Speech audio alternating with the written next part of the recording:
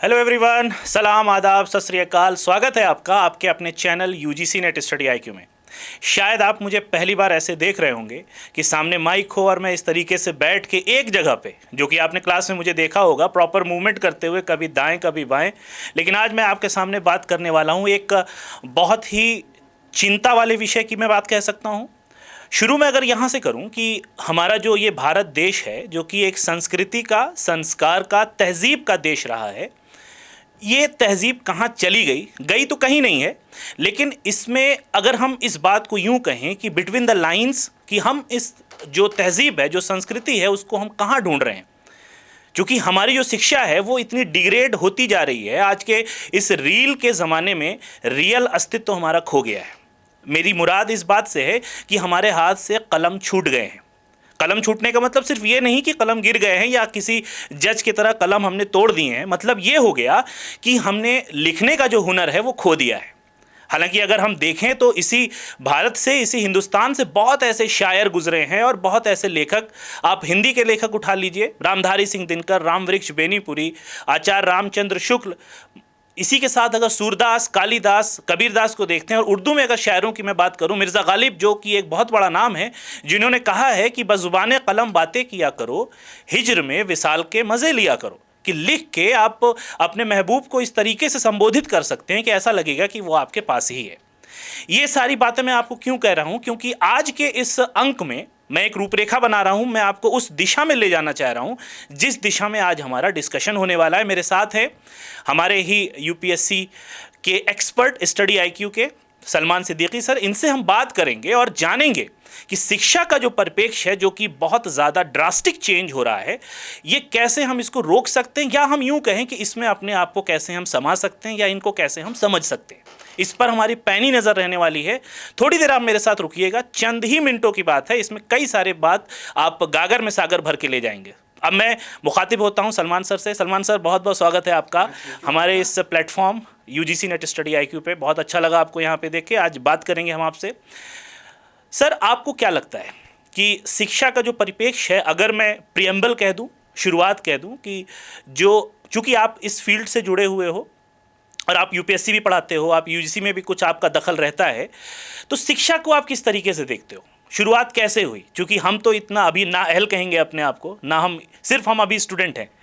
तो आप किस तरीके से देखते हो कि शिक्षा, क्या इसका ग्राफ नीचे जा रहा है, या एक स्टैग्नेंट हो चुका है, या फिर ऊपर जा रहा है? आप कैसे समझते हो शिक्षा को? देखिए, अगर वर्तमान परिदृश्य में अगर हम बात करते हैं तो नो डाउट हमें आधुनिकता के साथ अपने आप को अलाइन करना है। लेकिन अगर हम भारत की जो प्राचीन परंपरा रही है, जो गुरुकुल पद्धति रही है, जिसमें न केवल हम जो हमारे गुरु और शिष्य के बीच जो एक संबंध होता था, उसमें शिष्यों को गुरुकुल के अंदर बिठा करके न केवल उनको शिक्षा दी जाती थी, बल्कि उनके नैतिक मूल्यों को भी डेवलप किया जाता था। और साथ ही साथ जो भारतीय संस्कृति, जो प्राचीन समय से ही काफ़ी समृद्ध रही है, उस संस्कृति के बारे में अगली पीढ़ी तक उन तमाम बातों को और उनके गूढ़ रहस्यों को कैसे पहुंचाना है, उस गुरुकुल का परंपरा का हिस्सा रही है।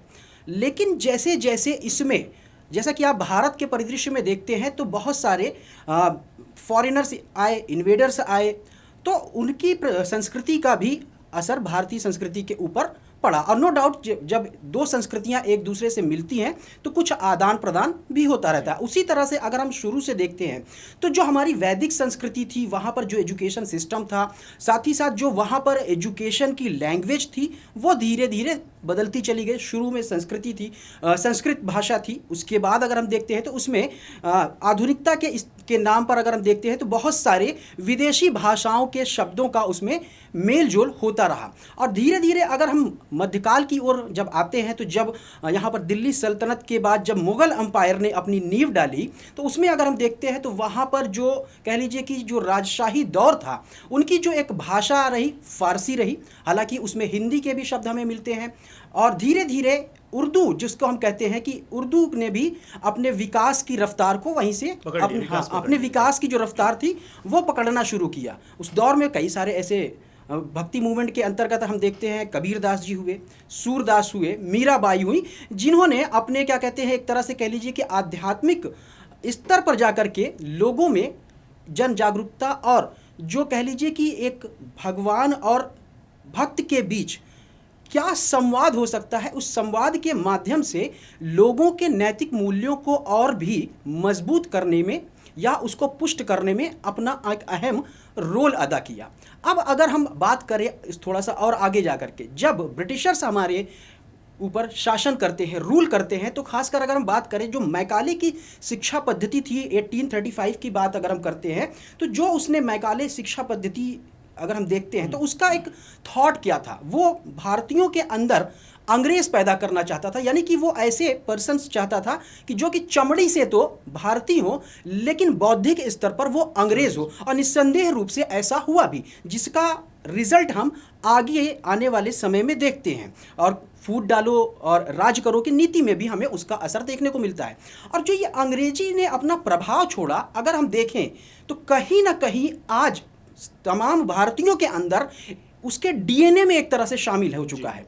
हालांकि हम इस बात से इनकार नहीं कर सकते कि जो अंग्रेजी है एक ग्लोबल लैंग्वेज है, हमें उसके साथ चलना होगा, क्योंकि अगर हमें भारत का विकास करना है, यहाँ की एजुकेशन सिस्टम को स्ट्रेंथन करना है, तो हम उसको छोड़ नहीं सकते हैं। लेकिन साथ ही साथ जो हमारी गुरुकुल पद्धति रही है, अगर हम उसको छोड़ेंगे तो जो हम आज बात करते हैं भारतीय संस्कृति की, भारत की विरासत की, तो कहीं ना कहीं हम उसे जरूर छोड़ देंगे। और जिस तरह से जो ट्रांजिशन चल रहा है, यानी कि भारतीय संस्कृति और जो पाश्चात्य संस्कृति है, वेस्टर्न कल्चर है, जो अगर हम देखते हैं उनके मिलने से जो युवाओं में जिस तरह से पहनावे को लेकर के, जिस तरह से खान पान को लेकर के, थॉट प्रोसेसिंग में जिस तरह से बदलाव आ रहे हैं, वो कहीं ना कहीं भारतीय संस्कृति को पीछे छोड़ देगा। लेकिन हमारी संस्कृति इतनी समृद्ध रही है कि उसके बारे में जो युवा हैं उनको अभी बहुत सी ऐसी बातें हैं कि पता ही नहीं है। क्योंकि आज के टाइम में, जैसे अभी आपने एक वर्ड कहा कि रील के लाइफ में हम रियल लाइफ को भूलते जा रहे हैं, तो हम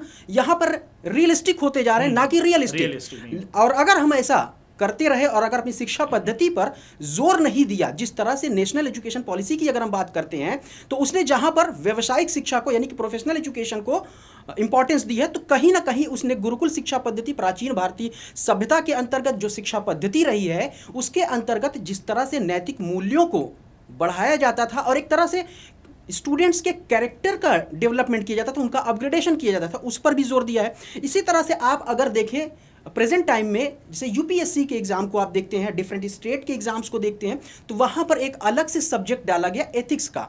वाई, क्या रीजन रहा, क्या कमीशन ने सोच करके इसको डाला? कहीं ना कहीं इसमें यह बात परिलक्षित होती है कि जिस तरह से एजुकेशन सिस्टम और आधुनिकता के इस दौर में जो हमारा नैतिक मूल्य है उनका ह्रास हो रहा है, और जो युवाओं में अपनी भारतीय संस्कृति को लेकर के जागरूकता घट रही है, वो कहीं ना कहीं भारत के भविष्य को एक गहरा आघात दे सकती है। तो इसीलिए इस चीज़ को देखते हुए ऐसा किया गया कि वहाँ पर एक एथिक्स का पेपर डाला गया, जिससे कि जो भी पर्सन उन एग्ज़ाम को क्वालिफाई करके एक बड़ी पोस्ट पर जाता है, जो कि गवर्नमेंट की पॉलिसीज़ को या जो भी पर्सन है उनके राइट्स को ग्रास रूट लेवल तक पहुंचाने में, जो भी संसाधन है उनके डिस्ट्रीब्यूशन में, जनमानस तक पहुंचाने में जो उसकी भूमिका हो सकती है, वो एक नैतिक मूल्यों के साथ अपनी संस्कृति को बनाए रखते हुए उनको वो जनमानस तक पहुंचा सके, और भारत के विकास में न केवल प्रोफेशनली बल्कि एथिकली, मोरली भी अपना योगदान दे सके। ये काफ़ी महत्वपूर्ण हो जाता है। जी, आपने सही बात कही सर, मैं सहमत हूँ आपकी इस बात से। और शायद इसी वजह से जो आपने बहुत ज़्यादा इस पर जोर दिया गुरुकुल सिस्टम पे और वैदिक एजुकेशन पे, मोरालिटी, वैल्यूज़ पे, तो शायद इसी वजह से नेशनल एजुकेशन पॉलिसी में हमने पढ़ा है, और इसमें 4 ऐसे जो हमारे प्राचीन हायर एजुकेशन इंस्टीट्यूशन है, नालंदा, तक्षशिला, विक्रमशिला, वल्लभी, इन चारों का स्पेशली नाम गवर्नमेंट ऑफ इंडिया ने उसमें लिखवाया है। शायद ये मोटिव रहा हो कि हमारी जो वैल्यूज डिटोरिएट हो रही है उसको फिर दोबारा से वो पटरी पे लेके आएंगे। सर, एक बात और उठती है मेरे दिमाग में कि जब मातृभाषा की हम बात करते हैं, आपने पढ़ा है मातृभाषा को, अगर हम 1937 की बात करें जहाँ पे वर्धा स्कीम आई थी गांधी जी की, नई तालीम योजना, बुनियादी योजना, उसमें मातृभाषा को बहुत जोर दिया गया, साथ ही साथ व्यावसायिक शिक्षा को भी जोर दिया गया। आपका क्या इस पे, आप किस टेंजेंट से सोचते हैं कि क्या मातृभाषा से बच्चे को पढ़ाना, अब तो एनईपी में भी आ गया कि कक्षा 8 तक हम बच्चे को मातृभाषा में पढ़ाएंगे, जिससे कि वो अलाइंड हो जाए, क्योंकि माँ की कोख से उठ के वो सीधे फिर स्कूल में जाता है। तो आपको लगता है कि क्या मातृभाषा में पढ़ा देना या मातृभाषा में पढ़ाना इतना पोटेंशियल होगा उसमें कि हम जो अपनी जो क्लास है, जो कास्ट है, या फिर जो हमारी सोसाइटी है, उसमें हम अलाइंड हो पाएंगे या इक्विटी आ पाएगी, उसमें हम समता या समानता की बात कर सकते हैं? क्या ऐसा पोटेंशियल है? देखिए, अगर हम मातृभाषा की बात करें तो सबसे पहले जब बच्चे का जन्म होता है, जब वो बोलना भी नहीं जानता है, लेकिन जैसे जैसे उसकी उम्र बढ़ती जाती है तो वो जो पहला शब्द बोलता है अपने माता पिता की बातों को सुन करके ही बोलता है। यानी कि जो हमारी भाषा है वो हम सुन करके बोलते हैं। और अगर हम आज के टाइम की बात करें तो आज के टाइम में जो मैकाले शिक्षा पद्धति का जो प्रभाव हमारे ऊपर आज तक चला आ रहा है, जो जिसे मैंने अभी एक वर्ड कहा कि एक तरह से डीएनए में घुस गया है। तो किसी पर्सन की नॉलेज कितनी है, डेप्थ कितनी है, इंटेलेक्चुअलिटी उसके अंदर कितनी है, हम सिर्फ इस बात से जज करते हैं कि वो इंग्लिश बोलने में कितना फ्लुएंट है। जबकि बौद्धिक स्तर का विकास होना, इंटेलेक्चुअल होने का मतलब समथिंग डिफरेंट है। आप किसी भी काम को कितनी आसानी से किस माध्यम में करते हैं ये इंपॉर्टेंट रखता है। भाषा क्या करता है कि लोगों से कनेक्ट करने का एक इंपॉर्टेंट टूल है। अब मान लीजिए कि आप एक ऐसे परिवेश में, एक ऐसे गांव में, एक ऐसे समाज में जा रहे हैं जहां के लोग हिंदी या किसी दूसरी भाषा को जानते हैं, आसानी से समझ सकते हैं और आसानी से आप उस भाषा के माध्यम से लोगों से कनेक्ट हो सकते हैं। लेकिन अब आप वहां पर अंग्रेजी बोल रहे हैं, चाइनीज़ बोल रहे हैं, फ्रेंच बोल रहे हैं, that because you show that you have the capability of to speak English और फ्रेंच और समथिंग एल्स। तो ये आपका बौद्धिक स्तर को ऊंचा नहीं बनाएगा, बल्कि ये कहते हैं ना कि एक तरह से कि भैंस के आगे बीन बजाना।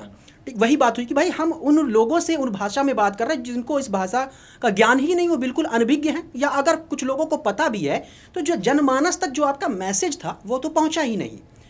हम फिर से ये बात कहेंगे कि अंग्रेज़ी को हम नकार नहीं सकते, छोड़ नहीं सकते, लेकिन जो हमारी रीजनल लैंग्वेज होती है, जो हम अपने घर से पहली बार बोलना शुरू करते हैं, क्योंकि हम उसे बड़े ही आसानी से समझ सकते हैं और उस भाषा के माध्यम से लोगों से उतनी ही सहजता से जुड़ सकते हैं, एक बॉन्ड बना सकते हैं।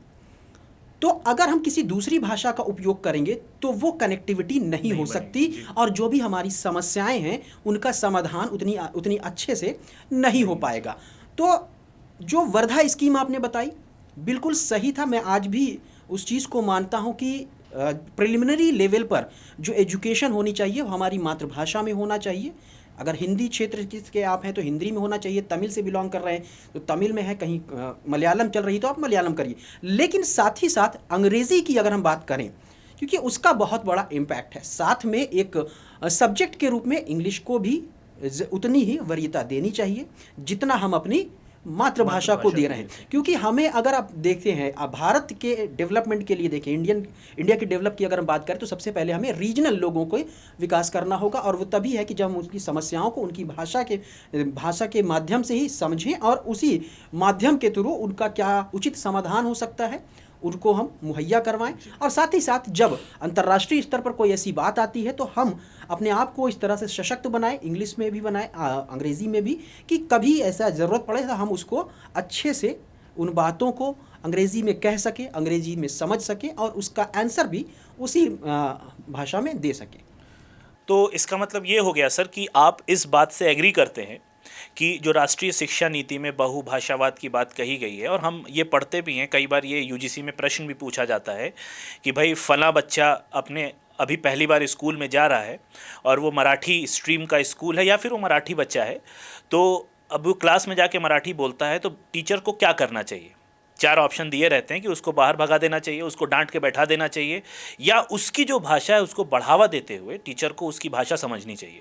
तो यहाँ से ये क्वेश्चन बनता है सर नेशनल एजुकेशन पॉलिसी से कि ये नेशनल एजुकेशन पॉलिसी के तहत यहाँ पर टीचर किस बात को बढ़ावा देना चाहिए टीचर को? तो उसमें एक वर्ड होता है बहुभाषावाद को, क्योंकि मल्टीलिंगुअलिज्म एनईपी 2020 की भी बात, और ये जो आपने हिंदी की बात कही या फिर आपने अपनी स्वदेशी भाषा की जो बात कही, इसमें अभी तो मूवी भी बनी थी 12th पास, जिसमें वो जो एक्टर था कैंडिडेट वो अपने आखिरी अटेम्प्ट में हिंदी बोला और मूवी में कितनी अच्छी तरीके से दिखाया, और हम सबको पता है कि वो देश के प्रतिष्ठित पद पे हैं, आईपीएस ऑफिसर हैं।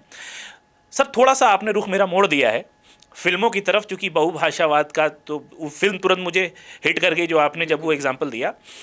तो अगर हम फिल्मों में जाते हैं तो फिल्मों में हमें दो चीज़ें देखने को मिलती हैं। मैं तो बड़ा कॉन्ट्रडिक्टरी, ये मेरा एक स्टेटमेंट हो सकता है। आप ये कहते हैं कि फिल्में समाज का हिस्सा है, बिल्कुल ठीक है, मतलब समाज में जो हो रहा है हमने वो फिल्में दिखा दिया, उस आईपीएस के साथ जो हुआ हमने वो फिल्में दिखा दिया, या जो फिल्म में हम देख रहे हैं समाज में ऐसी घटना हो रही है इसलिए वो हम फिल्में देख रहे हैं, ठीक है, ये एक कंटेक्स्ट हो गया। दूसरा कंटेक्स्ट सर, आजकल जो ओटीटी का फैशन आ गया है, नेटफ्लिक्स हो गया, अमेजन प्राइम हो गया, और भी बहुत सारी ओटीटीज़ हैं। पहले हम फीचर फिल्म देखते थे, ठीक है, रामायण भी देखते थे, महाभारत भी देखते थे, अलादीन का चिराग भी देखते थे, उसमें अल्फ लैला की कहानी भी देखते थे, उसमें ये सब हमको नहीं देखने को मिलता। लेकिन अब अगर हम, मैं नाम तो नहीं लूँगा, लेकिन हम कुछ प्रदेश के, उत्तर प्रदेश के कुछ जगहों पे जाएं तो वहाँ गाली भी एक सामान्य भाषा की तरह दी जाती है। अगर मैं वहाँ पे आपको गाली दूँ तो आप बुरा नहीं मानोगे, आप समझोगे कि ये एक सामान्य भाषा में मुझसे बात कर रहा है। तो गालियाँ जब फिल्म में दी जा रही हैं, अभी जो मैंने पहले स्टेटमेंट कहा कि भाई ये इसका हिस्सा है, ये इसका हिस्सा है, तो क्या हम इस बात को मान सकते हैं कि गालियाँ देना जायज़ है, या आप इससे इतराज़ करोगे कि नहीं सर इस तरीके से नहीं है, वो किसी और कंटेक्स्ट में कहा गया, और जो गालियों वाली बात आपने कही है वो गलत कही, क्योंकि गालियाँ बहुत आम हो रही हैं।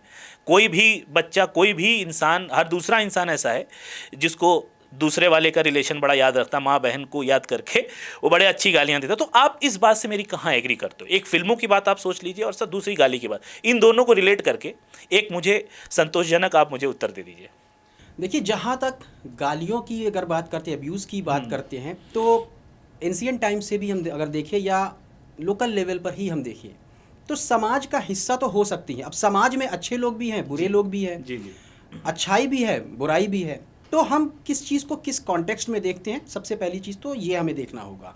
दूसरी चीज़ ये रही कि अभी एक बात हुई कि एक रियलिस्टिक लाइफ है और एक रियलिस्टिक लाइफ है। तो चाहे वो ओटीटी प्लेटफॉर्म हो या आज के दौर में अगर हम देखते हैं जिस तरह से जो भी वीडियोस आ रही हैं, यूट्यूब पर कर लीजिए, इंस्टाग्राम पे देख लीजिए, या जो तमाम अन्य सोशल मीडिया प्लेटफॉर्म, वहाँ पर जो इन्फ्लुएंसर हैं या कह लें कि लोगों में जो हमारी संस्कृति को लेकर के जो अनभिज्ञता है, कहीं ना कहीं हमने अपनी संस्कृति को पीछे छोड़ दिया है। संस्कृति के नाम पर हम सिर्फ एक तरह से कह लें कि कभी कोई ऐसी बात हो जाती है तो उस पर हम डफली बजाने लगते हैं, अपना अपना राग अलापने लगते हैं कि भारतीय संस्कृति, भारतीय संस्कृति। लेकिन अगर वास्तविकता में हम देखते हैं तो हमारे नैतिक मूल्यों का इतना ज़्यादा ह्रास होता चला गया है क्योंकि हम यहाँ पर भौतिकतावादी की ओर चल पड़े हैं एक तरह से। जिस तरह से भारतीय संस्कृति और पाश्चात्य दर्शन की बात करें या पाश्चात्य संस्कृति की अगर हम बात करें, यानी कि वेस्टर्नाइजेशन जिस तरह से हो रहा है, जहाँ पर अगर हम देखते हैं तो नैतिक मूल्यों के ऊपर या कैरेक्टर डेवलपमेंट के ऊपर भारतीयों की तुलना में उतना जोर नहीं दिया जाता है। लेकिन जो अभी आपने कहा कि माँ बहनों की गाली देना, तो माताओं की बहनों को भारतीय संस्कृति में शुरू से ही एक देवी का रूप माना गया है। आप अगर सनातन धर्म की बात करें तो बेटी को भी पूजा जाता है, लक्ष्मी कहा गया है, ठीक है, और शक्ति कहा गया है, दुर्गा के रूप में पूजा गया है। इस्लाम धर्म की अगर हम बात करें तो वहाँ पर माँ के पैरों के नीचे जन्नत की बात बताई गई। तो जहाँ पर जो भारतीय संस्कृति, जो गंगा यमुना तहजीब है, इतनी समृद्ध है कि यहाँ पर जो वुमेन है उनको इतना इम्पोर्टेंस दिया गया है, तो कभी भी ऐसी संस्कृति का हिस्सा वो गालियाँ नहीं बन सकती जिनमें महिलाओं को डिग्रेड किया जाए। मैं मानता हूं कि कभी ऐसी कोई चीज़ क्रोधवश इंसान कभी किसी को बोल देता है, लेकिन भारतीयों की भी अपनी एक तहजीब रही। अभी कहा ना कि भारत एक तहजीब और संस्कृति का कल्चर। तो जैसे कि हमने किया कि भाई आप एक बड़े ऐसे एक टॉन्टिंग करते हुए कि अगर कोई इंसान है कि थोड़ा सा हठीट है, बड़े ढीठ हो आप, अरे मियाँ आप बड़े पाजी टाइप के हैं। तो इस तरह का चलन रहा है, जो कि एक तरह से कह सकते हैं कि आपने अपनी बात भी कह ली और वो एक अच्छे अंदाज में कही। लेकिन माँ को गाली देना, किसी की बहन को गाली देना, वो कभी भी भारतीय समाज का हिस्सा नहीं रहा है और ना ही उसे स्वीकार किया जाना चाहिए भारतीय संस्कृति के परिदृश्य में। हम इसे मनोरंजनवश या कह लीजिए कि भौतिकतावादी की ओर जो हम बढ़ रहे हैं धीरे धीरे अपने नैतिक मूल्यों का ह्रास करते हुए, तो कहीं ना कहीं इसका अगर हम देखते हैं लॉन्ग टर्म में एक बैड इम्पैक्ट होने वाला है। जिस तरह से अगर हम यूरोपियन कंट्रीज़ में देखते हैं कि जब लोग वहाँ पर ओल्ड एज के हो जाते हैं तो बच्चे अलग रहने लगते हैं। रीज़न क्या है कि भौतिकतावादी से वो प्रेरित हैं। भारतीय संस्कृति कभी भी भौतिकतावादी से प्रेरित न रही। ये तो योग का देश है, ये तो आध्यात्म का देश है, स्पिरिचुअलिज्म का देश है। अभी आप देखिए कि प्रयागराज में इतना बड़ा महाकुंभ आयोजित हो रहा है। भाई क्या है वहां पर अगर देखें तो इतनी पॉपुलेशन आ रहा है, क्यों? क्योंकि वहां पर जो त्रिवेणी संगम है, गंगा यमुना और अदृश्य जो वहां पर संस्कृति है, वहां पर जो लोग डुबकी लगा रहे हैं, वो किस लिए? आध्यात्म शुद्धि के लिए, आत्मशुद्धि के लिए, ठीक है, आध्यात्मिकता को बढ़ावा देने के लिए, योग करने के लिए, साधना करने के लिए, तप करने के लिए। तो जहां पर नदियों को भी देवी के रूप में पूजा जाए, तो वहां पर गालियां कैसे उस समाज का हिस्सा हो सकती हैं? जिस तरह से गालियों का चलन बढ़ रहा है, तो इस पर रोक लगाना चाहिए और लोगों को खुद इस पर विचार करना चाहिए कि हम जो गालियां दे रहे हैं, भले किसी दूसरे को ही दे रहे हैं, उसकी माँ भी तो हमारी माँ ही है ना, उसकी बहन भी तो हमारी बहन है। क्योंकि भारत की अगर हम बात करें तो ब्रदरहुड की बात करता है, भाईचारे की बात करता है, वसुधैव कुटुंबकम की बात कर। जब हमने वसुधैव कुटुंबकम की बात कर ली, पूरी जो पृथ्वी है वो हमारा कुटुंब है, हमारा परिवार है, तो हम अपने परिवार के ही माताओं और बहनों को कैसे गाली दे सकते हैं? तो गाली देना क्रोध व्यक्त करने का भी एक तरीका होता है, एक नज़रिया होता है। उसको सही तरीके से अपने क्रोध को जाहिर करना चाहिए, ना कि एब्यूज़ का यूज़ करते हुए। तो मैं इसको बिल्कुल भी सही नहीं मानता हूँ। और कहीं ना कहीं जो आने वाली पीढ़ी है, अगर इसको रोका नहीं गया तो उनके हर बात में ये चीज़ इंक्लूडेड होगी। कोई भी बेटा अपने माँ से बात करते वक्त, अपने पिता से बात करते हुए, अपने बड़ी बहनों से, अपने भाइयों से बात करते हुए गाली का यूज़ करेगा, तो क्या वो सही होगा? नहीं होगा। और ऐसा देखने को भी मिल रहा है, कई ऐसे इंसिडेंट्स मिल रहे हैं कि पिता पुत्र के संबंध में एक दूसरे को एब्यूज़ किया जा रहा है। तो कहीं ना कहीं हमें इन चीज़ों से बचना होगा और अपने समाज में इस तरह की जो कुप्रथाएं विकसित हो रही हैं, उन पर अंकुश लगाना होगा। बिल्कुल सही कहा सर आपने चूंकि भारत एक आदर्शवाद का देश है, जहाँ पे हम सत्यम, शिवम और सुंदरम की बात करते हैं, तो ये गालियाँ बस ऐसे ही मौज के लिए लोग देते हैं। तो मौज में हमें ये थोड़ी ना बोलना है कि हम अपनी माताओं और बहनों के ऊपर इतनी बड़ी अभद्र बात उनको लेकर के कह दें, तो ये मौज का मतलब तो बिल्कुल भी नहीं है। और क्या भारतीय दर्शन में अगर हम देखते तो क्या वहाँ पर मनोरंजन नहीं रहा है? मनोरंजन के बहुत सारे साधन रहे हैं, बहुत सारे हमें देखते हैं कि जो भारतीय साहित्य है वहाँ पर बहुत सारी चीज़ें हमें मिलती हैं। तो गाली कैसे मनोरंजन का साधन हो सकता है? और अगर आपको उसमें मनोरंजन मिल रहा है, आनंद मिल रहा है, तो बिल्कुल कहीं ना कहीं बात है कि आपकी जो मोरालिटी है, एथिक्स है, जो आपकी वैल्यूज़ हैं, प्रिंसिपल हैं, वो पूरी तरह से डिग्रेड हो चुके हैं। तो हम ये भी कह सकते हैं कि अब की जो सिनेमा है, तो यहाँ पे इस बात से आपने जो अभी तर्क रखा, उससे ये बात साबित हो गई है कि अब जो सिनेमा आ रहा है, शायद वो समाज का पूरी तरीके से पार्टिसिपेट नहीं कर पा रहा है समाज में। बिल्कुल नहीं, क्योंकि यहाँ पर सिर्फ जो मोटो ज़्यादातर चीज़ों का है वो पैसे कमाना है, ज़्यादा से ज़्यादा पैसे कमाना है।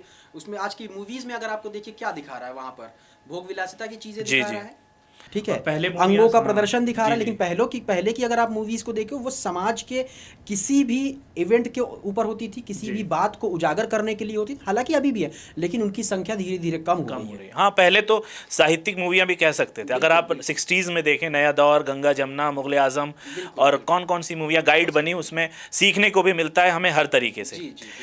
यहाँ पे सर मुझे एक शेर याद आ गया, आपने जो बात कही नैतिकता वाली। अगर निदा फाजली जो बड़े शायर गुजरे हैं, उन्होंने इसको रिलेट किया है किताबों से कि धूप में निकलो, घटाओं में नहा कर देखो, धूप में निकलो, घटाओं में नहा कर देखो, जिंदगी क्या है किताबों को हटा कर देखो। किताबें हटती जा रही हैं ना सर, तभी तो हमारे हाथ में मोबाइल आ गया है, हमें मौका ही नहीं पड़ता है कि कब हम किताबें खोलें।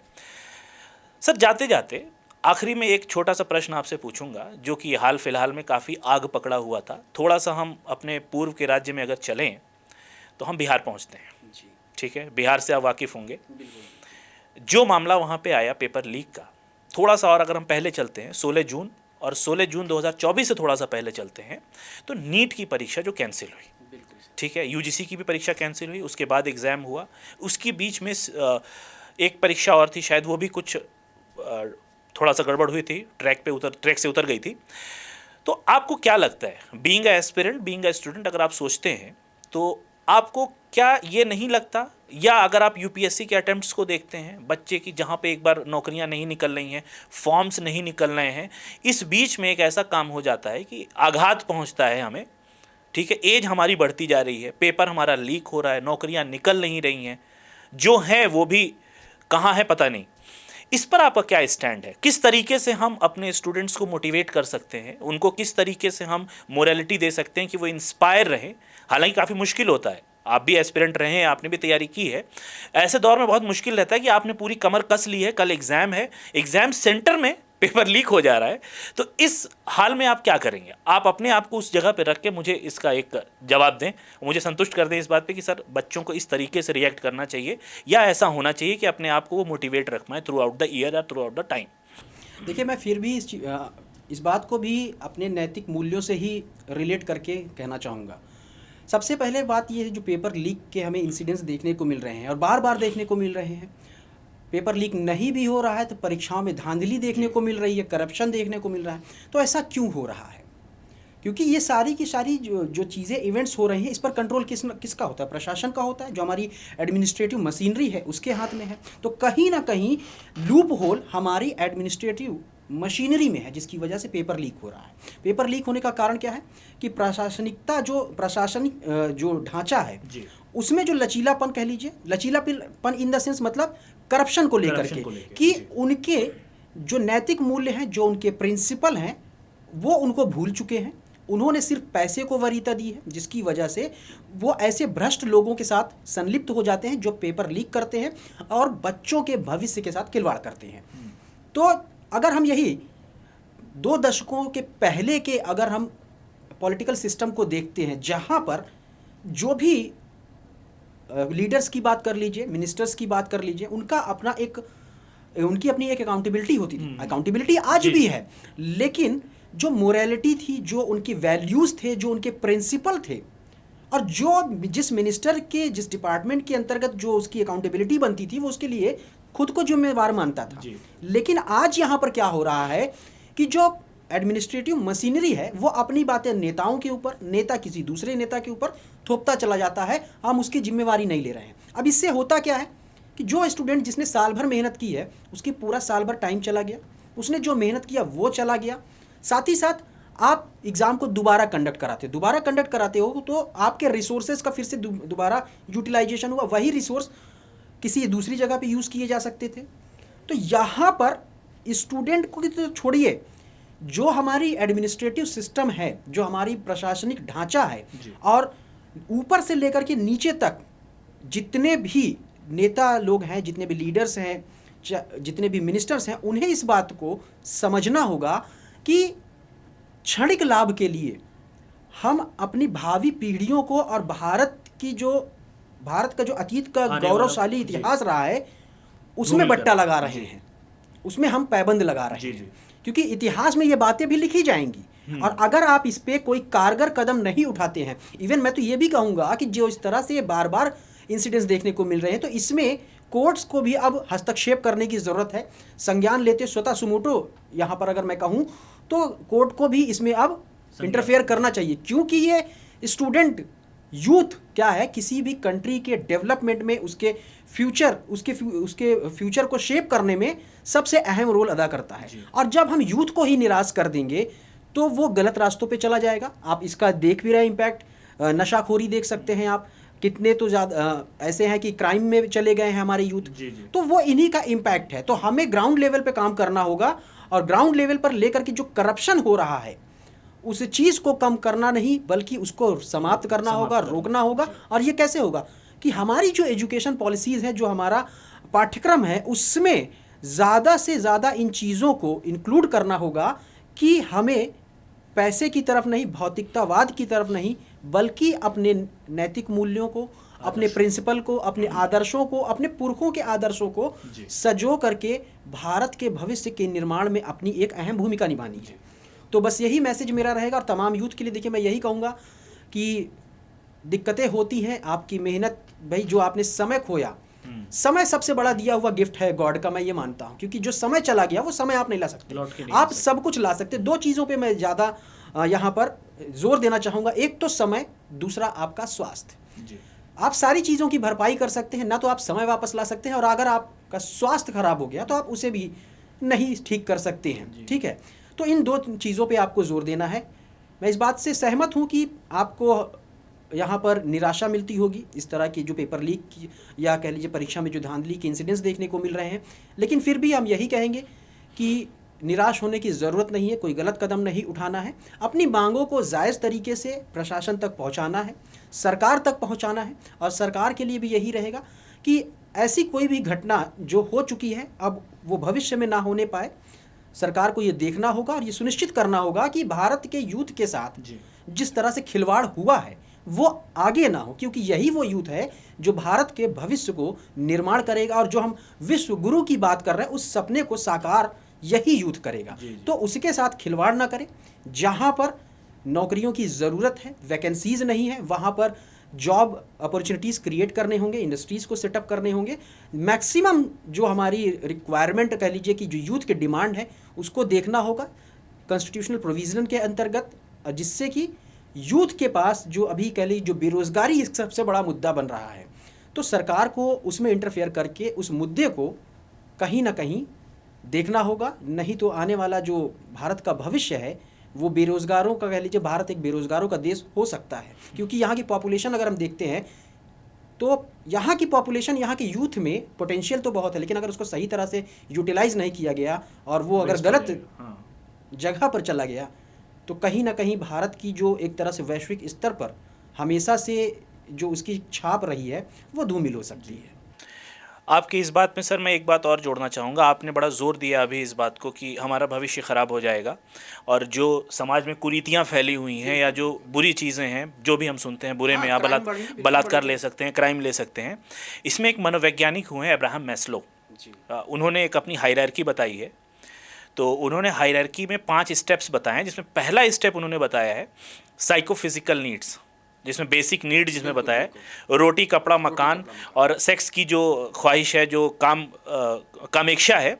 तो इसमें उन्होंने बताया बहुत सारे जो मनोवैज्ञानिक है उन्होंने इसको टारगेट किया और कहा है कि मैस्लो का जो बेसिक नीड वाला स्तर है अगर वो पूरा नहीं होता है तो समाज में कुरीतियाँ फैलती हैं। भूखा रहेगा आदमी, चोरी करेगा, ठीक है, पैसा नहीं होगा पेट काटेगा, ठीक है, उसकी कामेक्षा नहीं पूरी हो रही है तो बलात्कार के केसेस पड़ेंगे। तो बिल्कुल सर मैं आपसे पूरी तरीके से सहमत हूँ और बहुत बहुत शुक्रिया आपका हमारे साथ जुड़ने के लिए और हमारे इस channel UGC net study IQ पे अपने बहुत अमूल्य विचार देने के लिए। जाते जाते आप लोगों से बस इतना कहूँगा, अच्छा तो हम चलते हैं, बहुत जल्दी मिलेंगे आपको फिर किसी और विषय पर, किसी और विशेषज्ञ के साथ, उनके विचारों को सुनेंगे और अपने आप को हम जागृत करेंगे आने वाले देश के लिए और आने वाले समय के लिए। इसी तरीके से आप देखते रहिए हमारे चैनल को, यूजीसी नेट स्टडी आईक्यू को अपना प्यार दीजिए, सब्सक्राइब करना मत भूलिएगा, क्योंकि यहीं से आपको मिलेगी सबसे सटीक एग्जाम की तैयारी, सारे नोटिफिकेशन की तैयारी और सारे नोटिफिकेशन के अपडेट, साथ में ऐसे interesting sessions. Thank you so much for being with me. धन्यवाद।